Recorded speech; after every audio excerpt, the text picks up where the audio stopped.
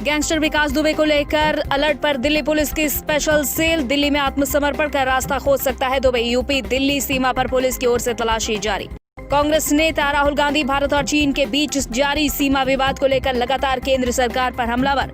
पूर्वी लद्दाख क्षेत्र में चीनी सेना के पीछे हटने और एनएसए अजीत डोभाल की चीन के विदेश मंत्री की बातचीत पर पूछे सवाल।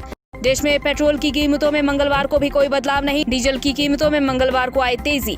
डीजल के भाव में मंगलवार को 23 से 25 पैसे का आया उछाल। एक तरफ ये देखा गया कि पूर्वी लद्दाख क्षेत्र से चीनी सेना पीछे हटी, तो वहीं अजीत डोभाल और चीनी विदेश मंत्री की बातचीत को लेकर राहुल गांधी ने एक बार फिर से सवाल पूछे हैं ट्वीट के जरिए। कांग्रेस नेता राहुल गांधी भारत और चीन के बीच जारी सीमा विवाद को लेकर लगातार केंद्र सरकार पर हमला कर रहे हैं।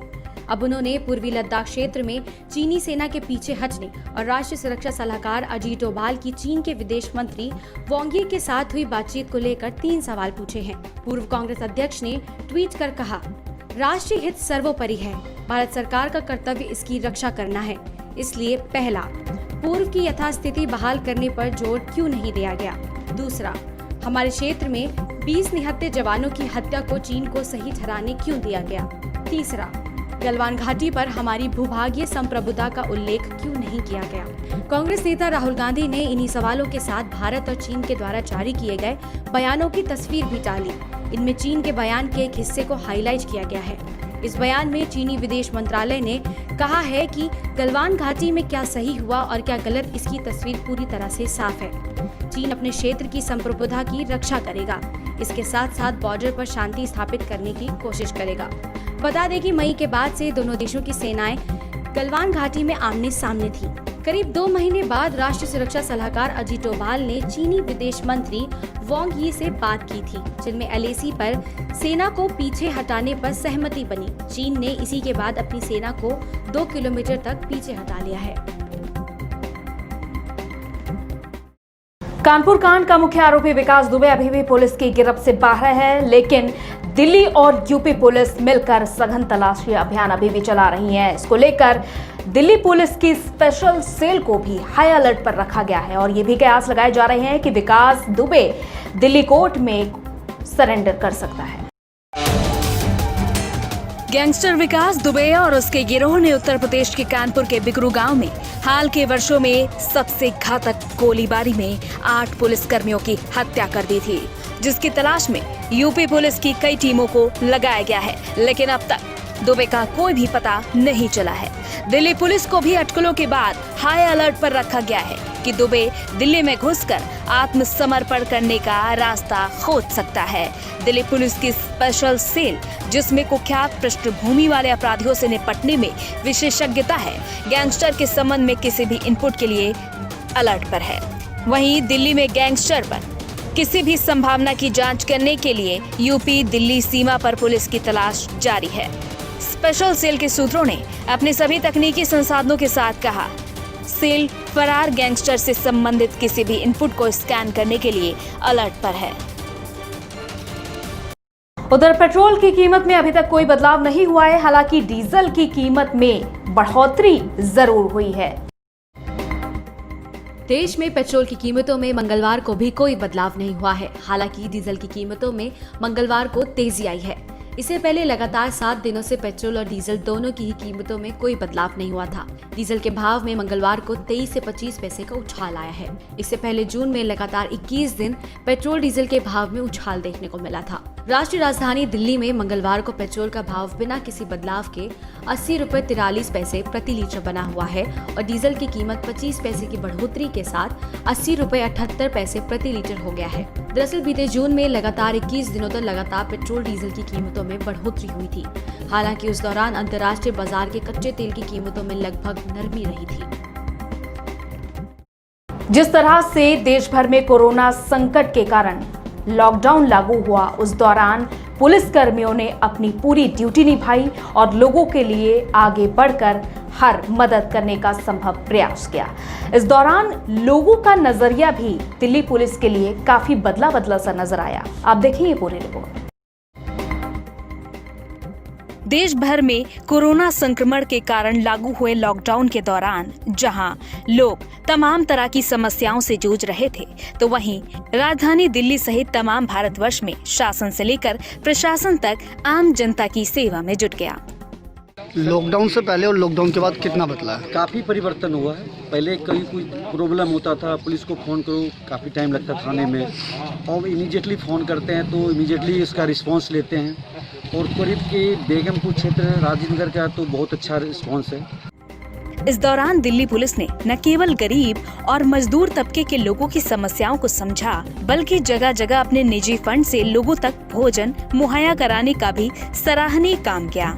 इसी मुद्दे को लेकर हम पहुंचे दिल्ली की जनता के बीच और आम जनता से ये जानने का प्रयास किया कि उन लोगों का दिल्ली पुलिस के प्रति क्या नजरिया है। मेरा मानना है 100% पुलिस बदल गया। लोगों के घर में जाके, जिन्हें हम क्या बोलते हैं रिश्वतखोर समझते थे, वो लोगों के घर में जाके राशन दे के आई। सोशल डिस्टेंसिंग को उन्होंने एकदम बढ़िया तरीके से रखा। पहले मैं पुलिस को डरते थे हम पहले पुलिस से बहुत, क्योंकि हम पुलिस के सामने जाते थे, वो हमें डांटते थे। पर अब पुलिस ने हमें लाइन में लगाया, हमें समझाया घर में बाहर ना निकले, हमें बताया पुलिस ने कि घर के अंदर रहें आप। और अब हमसे पुलिस कहती थी कि यहाँ पे इधर लाइन में लगा दो बच्चों को। मतलब एक डर था जो हमारा पुलिस के लिए, वो हमारा खत्म हो गया।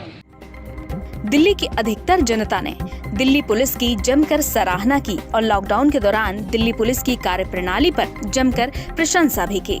अधिकतम जनता का एकमात्र यही कहना था कि लॉकडाउन के बाद दिल्ली पुलिस ने अपनी ड्यूटी से लोगों की सोच ही बदल कर रख दी है।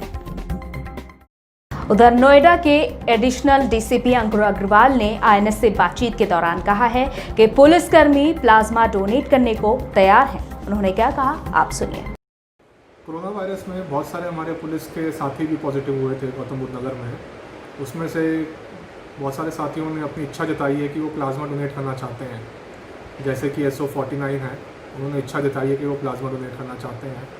इसका एक रूल रहता है कि 28 दिन तक जब से आप पॉजिटिव रहे हैं उसके बाद ही आप प्लाज्मा डोनेट कर सकते हैं और कंट्रीब्यूट कर सकते हैं लोगों को कोरोना वायरस फाइट करने के लिए। तो जैसे ही हमारे कुछ पुलिसकर्मियों के अपने 28 दिन पूरे हो जाएंगे, अगले 2-4 दिनों के अंदर हम ये प्लाज्मा डोनेशन उनसे करवाएंगे और सोसाइटी को ओवरऑल हेल्प करेंगे। पुलिस हमेशा लगी रही है सोसाइटी के बचाव के लिए, चाहे वो क्राइम को रोकने के लिए हो और चाहे वो कोरोना वायरस के लिए हो। पुलिस अपनी तरफ से पूरी मदद करेगी और जो पुलिसकर्मी पॉजिटिव होकर आए हैं वो अपना प्लाज्मा डोनेट अधिक से अधिक करने की कोशिश करेंगे। कोरोना को लेकर राजधानी दिल्ली में जंग तेज कर दी गई है। लगातार दिल्ली में कोविड सेंटर का उद्घाटन किया जा रहा है। इसी फेहरिस्त में शामिल है रोहिणी सेक्टर 9 का नगर निगम स्कूल, जहां पर कोविड सेंटर बनाया गया। राजधानी दिल्ली में कोरोना वायरस का आतंक जैसे जैसे बढ़ता जा रहा है, वैसे वैसे तमाम सिविक एजेंसियों की तैयारियां भी तेज होती जा रही हैं। और इन्हीं तमाम तैयारियों में से एक है दिल्ली में जगह जगह कोविड केयर सेंटर की शुरुआत। इसी फेरिस्त में दिल्ली के रोहिणी सेक्टर 9 स्थित नगर निगम के स्कूल में कोविड केयर सेंटर की शुरुआत की गई। इस कोविड केयर सेंटर का उद्घाटन उत्तरी दिल्ली नगर निगम के महापौर जयप्रकाश, उप महापौर ऋतु गोयल और भाजपा के दिल्ली प्रदेश अध्यक्ष आदेश गुप्ता द्वारा किया गया। इस मौके पर मुख्य अतिथियों के अलावा स्थानीय लोग भी मौजूद रहे। इस अवसर पर भाजपा प्रदेश अध्यक्ष आदेश गुप्ता ने कहा कि दिल्ली में लगातार कोरोना वायरस का आतंक बढ़ता जा रहा है और दिल्ली में जिस तरीके से कोरोना संक्रमितों का मामला बढ़ रहा है, उस लिहाज से ही जगह जगह कोविड केयर सेंटर खोले जा रहे हैं। निगम अपनी ओर से, भारतीय जनता पार्टी की ओर से जो निगम काम कर रहा है वो सभी निगमों में उत्तरी दिल्ली, दक्षिणी और पूर्वी दिल्ली में सब जगह आइसोलेशन सेंटर खोले जा रहे हैं। अभी कुछ दिन पहले पूर्वी दिल्ली में खोला गया, आज उत्तरी दिल्ली में 50 बेड का आइसोलेशन सेंटर खोला गया। इसको लगातार हम लोग जरूरत के हिसाब से बढ़ाएंगे। पहले चरण में 200 बेड की व्यवस्था है, यहाँ पर 50 बेड, 100 बेड बालाग्राम हॉस्पिटल में और 50 बेड हडसन लैन में।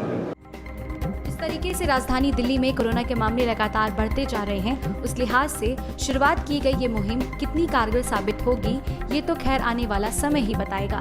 लेकिन सुविधा के लिहाज से देखा जाए तो ये एक अच्छी मुहिम कही जा रही है।